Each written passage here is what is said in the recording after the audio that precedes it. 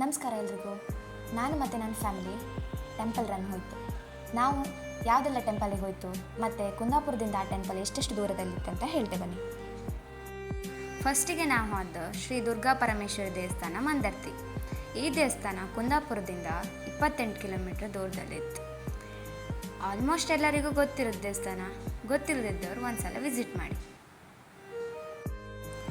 Next ಅಲ್ಲಿಂದ ನಾವು ಹೋದ ಮಹಾಲಕ್ಷ್ಮಿ ಉಚ್ಚಿಲ ಟೆಂಪಲ್ಗೆ. ಈ ದೇವಸ್ಥಾನ ಕುಂದಾಪುರದಿಂದ 54 ಕಿಲೋಮೀಟರ್ ದೂರದಲ್ಲಿತ್ತು. ದೇವಸ್ಥಾನದ ಒಳಗೊಬ್ಬ ಗೋಪುರನೇ ಎಷ್ಟು ಚಂದ ಇತ್ತು ಕಾಣೆ. ಒಳಗಡೆನೂ ಹಾಗೆ ತುಂಬ ಚಂದ ಇತ್ತು. ದೇವಸ್ಥಾನ ಸುತ್ತಮುತ್ತ ಒಂಥರ ಪ್ರಶಾಂತವಾಯಿತು. ನೀವೆಲ್ಲಾದರೂ ಕಾಪು ಸೈಡೆಲ್ಲ ಹೋದದಿದ್ದರೆ ಈ ದೇವಸ್ಥಾನನ ಮಿಸ್ ಮಾಡದೆ ವಿಸಿಟ್ ಮಾಡಿ. ಇಲ್ಲಿಂದ ನಾವು ಕಟೀಲ್ ದೇವಸ್ಥಾನಕ್ಕೆ ಹೋಪ ಅಂತ ಹೊರಟಿತ್ತು. ಹಾಪು ದಾರಿಯಲ್ಲೇ ಬಪ್ಪನಾಡು ದೇವಸ್ಥಾನ ಸಿಕ್ತು. ಆಮೇಲೆ ಈ ದೇವಸ್ಥಾನಕ್ಕೂ ಒಂದು ವಿಸಿಟ್ ಕೊಟ್ಟೆ ಹಾಪ ಅಂದೇಳಿ ಹೇಳಿ ಶ್ರೀ ದುರ್ಗಾ ಪರಮೇಶ್ವರಿ ದೇವಸ್ಥಾನ ಬಪ್ಪನಾಡು ಇಲ್ಲಿಗೂ ಹೋಯಿತು. ಈ ದೇವಸ್ಥಾನಕ್ಕೆ ಕುಂದಾಪುರದಿಂದ 65 ಕಿಲೋಮೀಟ್ರ್ ಹತ್ತು. ಹಾಗೆ ನಾವು ಅಲ್ಲಿ ಪುರಾತನೆಲ್ಲ ಕಂಡ್ಕೊಂಡು ಬಪ್ಪನಾಡು ದೇವಸ್ಥಾನದಲ್ಲೇ ಫೇಮಸ್ ಆದದ್ದು ಡೋಲ್.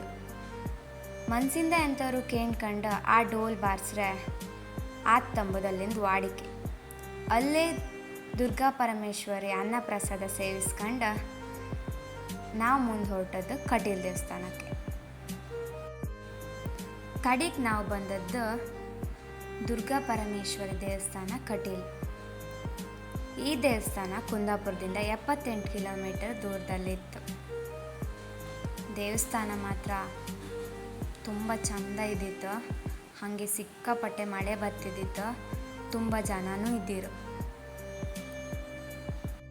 ಅಲ್ಲಿಂದ ನಾವು ಸೀದಾ ಹೋದ ಆದಿಸ್ಥಳ ಶ್ರೀ ರಕ್ತೇಶ್ವರಿ ಅಮ್ಮ ಮತ್ತು ಆದಿಸ್ಥಳ ಸ್ವಾಮಿ ಕೊರಗಜ್ಜಂದು ಹೌದು. ಇದು ಕುಂದಾಪುರದಿಂದ 102 ಕಿಲೋಮೀಟ್ರ್ ದೂರದಲ್ಲಿತ್ತು.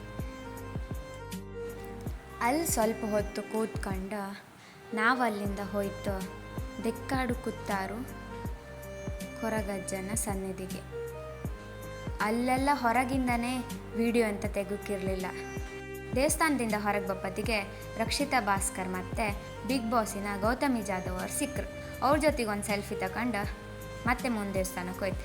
ಮತ್ತೆ ಯಾವ ದೇವಸ್ಥಾನಕ್ಕೆ ಹೋಯ್ತು ಅಂತ ನೆಕ್ಸ್ಟ್ ವಿಡಿಯೋದಲ್ಲಿ ಹೇಳ್ತೆ.